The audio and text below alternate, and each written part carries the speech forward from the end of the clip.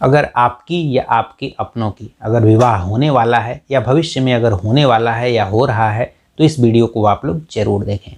नाड़ी दोष जिन लोगों का भी विवाह होता है तो उसमें नाड़ी दोष कुंडली मिलान के समय में जरूर देखना चाहिए। नाड़ी दोष क्या होता है और नाड़ी दोष का लोगों के ऊपर क्या प्रभाव पड़ता है, नाड़ी दोष कब नहीं लगता है, और जिनका अगर विवाह हो चुका है और नाड़ी दोष उनका है तो उसके लिए कौन से उपाय हैं जिसके द्वारा नाड़ी दोष से होने वाली जो समस्याएं हैं उनसे छुटकारा पाया जा सकता है। इसी के बारे में हम इस कार्यक्रम में जानेंगे। नमस्कार, मैं पंडित राजकुमार दुबे आप सभी का आपके चैनल मिस्ट्री ऑफ धर्मा में स्वागत करता हूं। आइए सबसे पहले हम नाड़ी दोष के बारे में जानें कि नाड़ी दोष होता क्या है। जैसा कि जब भी आप लोग कुंडली मिलान कराने जाते हैं तो जो नाड़ियाँ होती हैं, किसी भी व्यक्ति की 3 नाड़ियों में से कोई ना कोई एक नाड़ी होती है। नाड़ियों की संख्या 3 है, आदि, मध्य और अंत्य। तो या तो आपकी आदि नाड़ी होगी या मध्य नाड़ी होगी या अंत्य नाड़ी होगी। इन्हीं तीनों नाड़ियों में से कोई एक नाड़ी हर व्यक्ति की होती है। तो जब भी जिससे भी विवाह होने वाला होता है तो देखना पड़ता है कि उसकी नाड़ी भी जो आपकी नाड़ी है वही नाड़ी अगले की भी तो नहीं है। अगर नाड़ी सेम होती है तो फिर उस कंडीशन में अगर विवाह होता है तो उसे ही नाड़ी दोष कहते हैं। कभी भी विवाह के समय में वर और वधू दोनों की नाड़ी एक नहीं होनी चाहिए। अगर नाड़ी एक हो जाता है तो उसे ही नाड़ी दोष कहते हैं। अगर दोनों लोगों की नाड़ी आदि है, उनका वर का भी और वधू का भी, तो दोनों का नाड़ी अगर एक है, जैसे मान लीजिए आदि हो गया, आदि वर का भी है और वधू का भी है तो उसे नाड़ी दोष कहेंगे। इसी तरह अगर मध्य नाड़ी वर का भी है और मध्य नाड़ी वधू का भी है तो वहाँ पर भी नाड़ी दोष हो जाएगा। इसी तरह अगर अंत्य नाड़ी वर का भी है और वधू का भी है तो वहाँ पर भी नाड़ी दोष हो गया। जब भी नाड़ी दोनों ही वर की और वधू की जब नाड़ी एक हो जाती है उसे ही नाड़ी दोष कहते हैं। तो जब भी आपका विवाह हो तो नाड़ी दोष आप लोग जरूर चेक करें कि कहीं नाड़ी दोष तो नहीं पड़ रहा है, क्योंकि विवाह के समय में नाड़ी दोष देखना बहुत ही जरूरी होता है। आइए जाने कि नाड़ी दोष देखना क्यों जरूरी होता है। अगर नाड़ी दोष किसी की भी व्यक्ति की कुंडली में अगर विवाह हो जाता है और उन लोगों का नाड़ी दोष होता है तो उसका क्या प्रभाव पड़ता है। जो भी हम यह बता रहे हैं यह सारा बात राशि नाम पर ही लागू होता है। अगर आपका पुकार नाम है, राशि नाम नहीं है, तब फिर यह बात आप लोगों के ऊपर पूरी तरह से लागू नहीं होगा। जो भी हम इसका दुष्प्रभाव बता रहे हैं, जो भी यह फल बता रहे हैं, अगर आप लोगों का राशि नाम है तो यह सारा राशि नाम पर ही आप लोग इसे चेक करेंगे।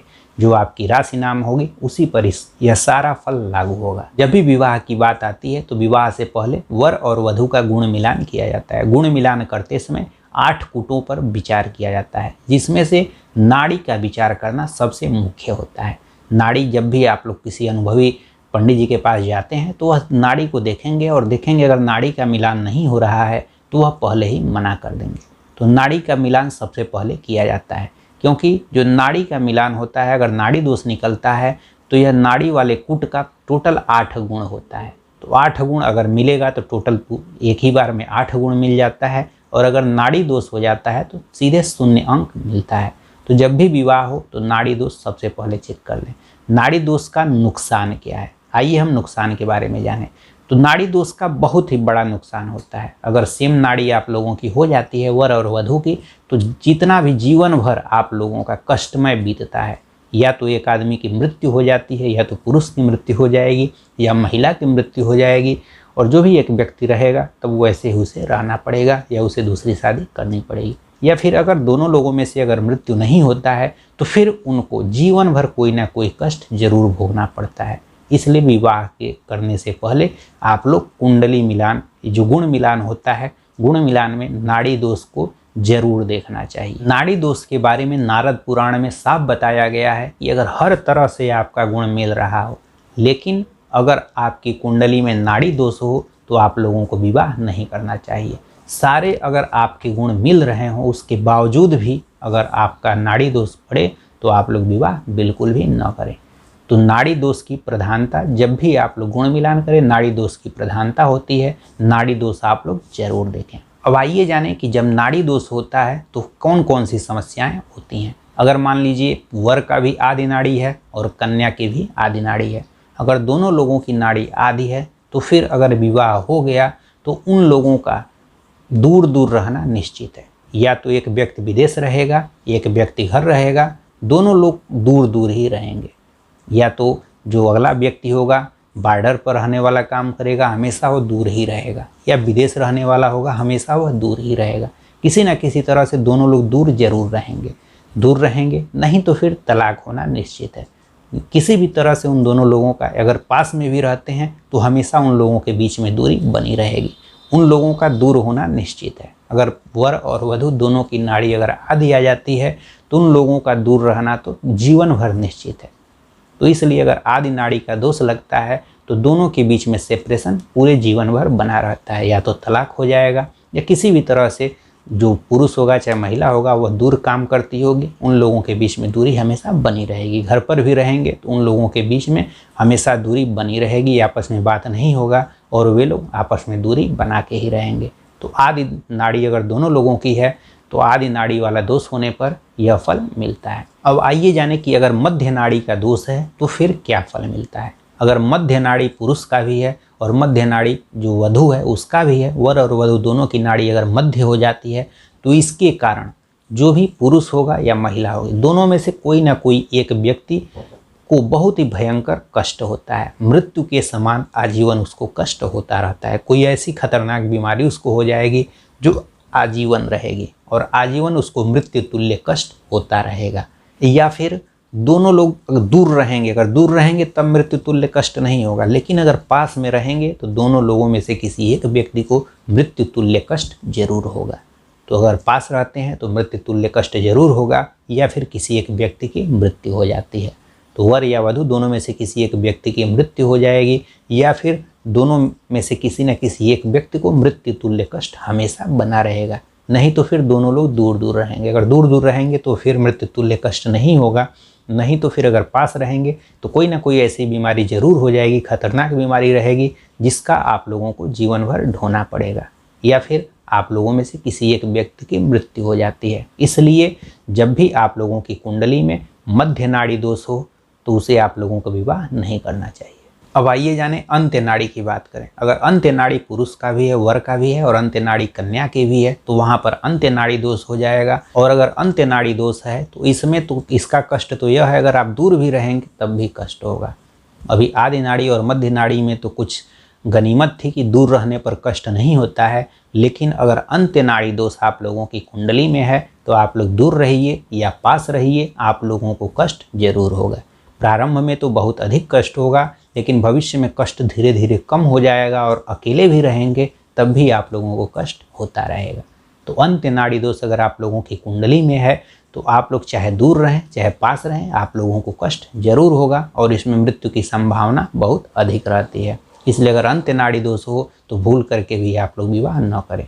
कोई भी नाड़ी दोष हो आप लोगों को विवाह बिल्कुल भी नहीं करना चाहिए। तो जब भी आप लोग विवाह करें या विवाह होने वाला है तो आप लोग अपना जो भी गुण मिलान है, गुण मिलान के समय इस नाड़ी दोष को आप लोग जरूर देख लें। इस नाड़ी दोष के अलावा भी 7 अन्य प्रकार के कूट होते हैं, तो टोटल 8 कूटों का मिलान किया जाता है। तो अष्टकूट का मिलान जब भी विवाह हो आप लोगों को जरूर कराना चाहिए। तो आप लोग अपने पंडित जी से करा सकते हैं। अगर वहाँ से आप लोग संतुष्ट नहीं होते हैं, अगर हमसे कराना चाहते हैं तो उचित शुल्क दे करके हमसे भी आप करा सकते हैं। अब आइए जाने कि वे कौन से कंडीशन हैं जिसमें अगर नाड़ी आपकी सेम भी होती है तब भी नाड़ी दोष नहीं लगता है। तो कुछ ऐसे कंडीशन हैं जिसमें अगर नाड़ी वर और वधू दोनों की अगर सेम हो जाए उसके बाद भी नाड़ी दोष नहीं लगता है। अब वह कंडीशन कौन सा होता है? अगर मान लीजिए वर और वधू दोनों का जन्म एक ही नक्षत्र में हुआ हो, लेकिन अगर चरण का भेद हो, अगर चरण का भेद होगा तो आप लोगों का जो गुण है वो गुण आप लोगों का पूरा मिलता है और इसमें नाड़ी दोष भी नहीं लगता है। नाड़ी आप लोगों का एक रहेगा लेकिन नाड़ी दोष नहीं लगेगा। नक्षत्र में अगर चरणों का भेद हो जाता है, एक ही नक्षत्र में आप पैदा हुए हैं वर भी और वधू भी, लेकिन अगर चरण का भेद है तो नाड़ी दोष नहीं लगता है और आप लोगों का गुण पूरा मिल जाता है। उस कंडीशन में गुण मिलाने की ज़रूरत ही नहीं है, आप लोगों का गुण पूरा मिलेगा और आप लोगों का नाड़ी दोष भी नहीं लगता है। उस कंडीशन में विवाह तुरंत कर लेना चाहिए। इसके अलावा दूसरा कंडीशन यह है कि अगर वर की और कन्या की दोनों की राशि एक हो, जैसे वर की राशि मेष है और कन्या की राशि भी मेष हो, राशि अगर दोनों लोगों का एक है लेकिन जो उनका जो नक्षत्र है, नक्षत्र दोनों का अलग होना चाहिए।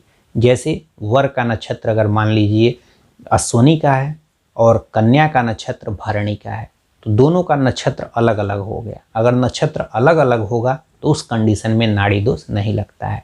तो वर और कन्या दोनों का अगर जो जन्म हुआ है, उनकी राशि अगर एक ही हो और उनका जो नक्षत्र है अगर नक्षत्र अलग अलग है, तो अगर नाड़ी एक भी है तो फिर दोष नहीं लगता है। तो जब भी वर और कन्या की राशि एक हो, नक्षत्र अगर अलग अलग है, तो आप लोगों को नाड़ी दोष नहीं लगता है। नाड़ी एक होगा उसके बाद भी आप लोगों को नाड़ी दोष नहीं लगेगा। इस कंडीशन में विवाह किया जा सकता है। तीसरा कंडीशन यह है कि अगर वर की और वधू की दोनों के नक्षत्र एक ही हों लेकिन राशि अलग अलग हो जाए। पहले कंडीशन में हमने बताया था कि नक्षत्र एक होना चाहिए लेकिन उनकी राशि भी एक ही होगी, तब उसमें जो चरण होंगे बस चरणों का जब भेद होता है तो नाड़ी दोष नहीं लगता है। लेकिन इस कंडीशन में नक्षत्र अगर वर और वधू दोनों का एक हो लेकिन दोनों की राशि अलग अलग हो जाए, क्योंकि कई बार होता है कि एक ही नक्षत्र में जो उसके चरण होते हैं, एक चरण में दूसरी राशि होती है, 3 चरण में दूसरी राशि होती है, या 2-2 चरणों का भेद हो जाता है, 2 चरण एक राशि में होते हैं, 2 चरण एक राशि में होते हैं।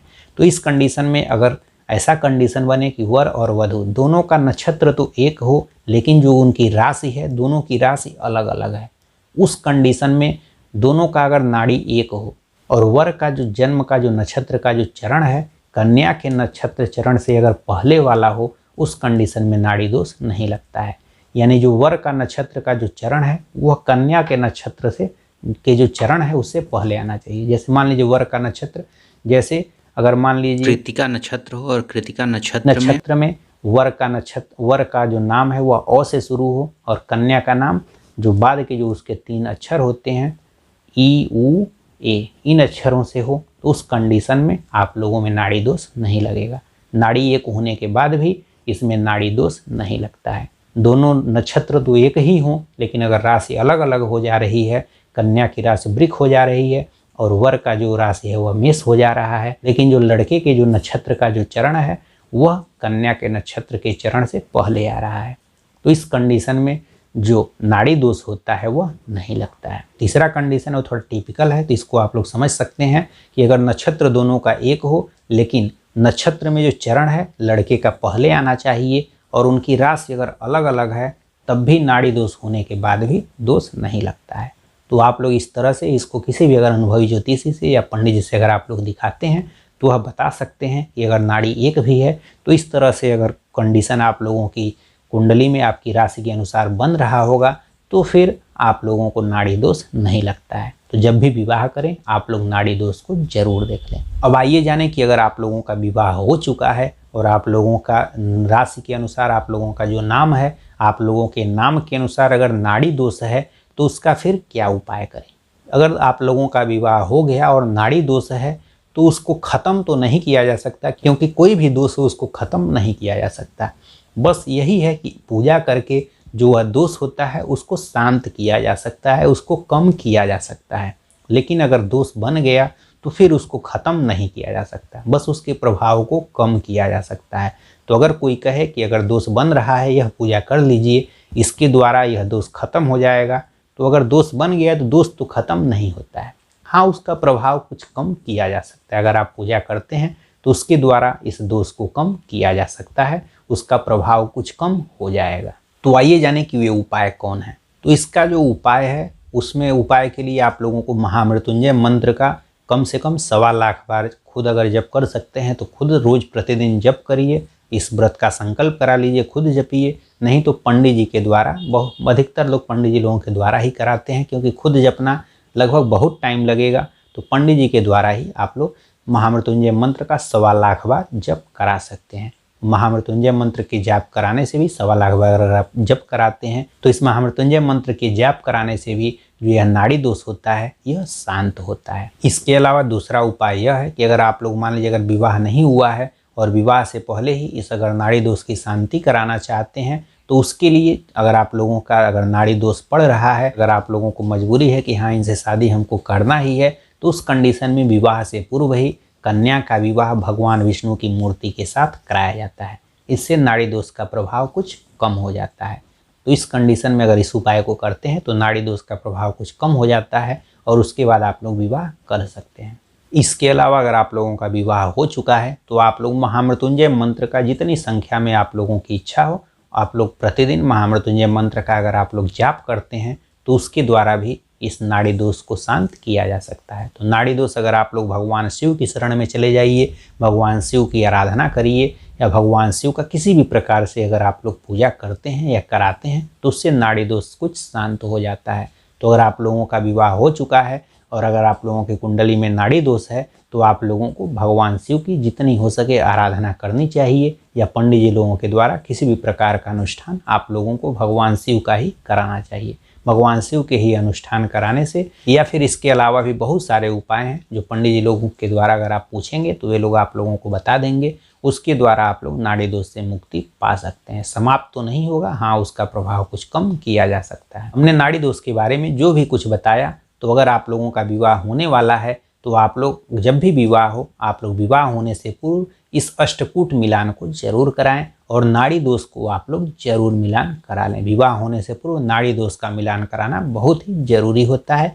यह आप लोगों के जीवन भर जो कष्ट झेलने से बढ़िया है कि आप लोग विवाह से पूर्व नाड़ी दोष को जरूर कर लें, नहीं तो फिर आप लोग जीवन भर कष्ट झेलेंगे। तो जीवन भर कष्ट झेलने से बढ़िया है कि विवाह से पूर्व आप लोग नाड़ी को जरूर चेक कर लें कि कहीं आप लोगों के विवाह में नाड़ी दोष तो नहीं हो रहा है। तो अगर आप लोग किसी भी ज्योतिषी से, किसी भी पंडित जी से, कोई भी आप लोग अगर पंडित जी होंगे उनसे अगर आप लोग दिखाएंगे तो आप लोगों को बता देंगे। या फिर अगर आप लोग हमसे संपर्क करना चाहते हैं तो हमारे व्हाट्सएप नंबर पर आप संपर्क कर सकते हैं। कुछ शुल्क दे करके आप हमारे द्वारा भी इस अष्टकूट मिलान को करा सकते हैं। आशा करता हूँ कि हमारे द्वारा दी गई जानकारी आपको अच्छी लगी होगी। इन्हीं सब बातों के साथ हम आपसे विदा लेते हैं। नमस्कार, धन्यवाद।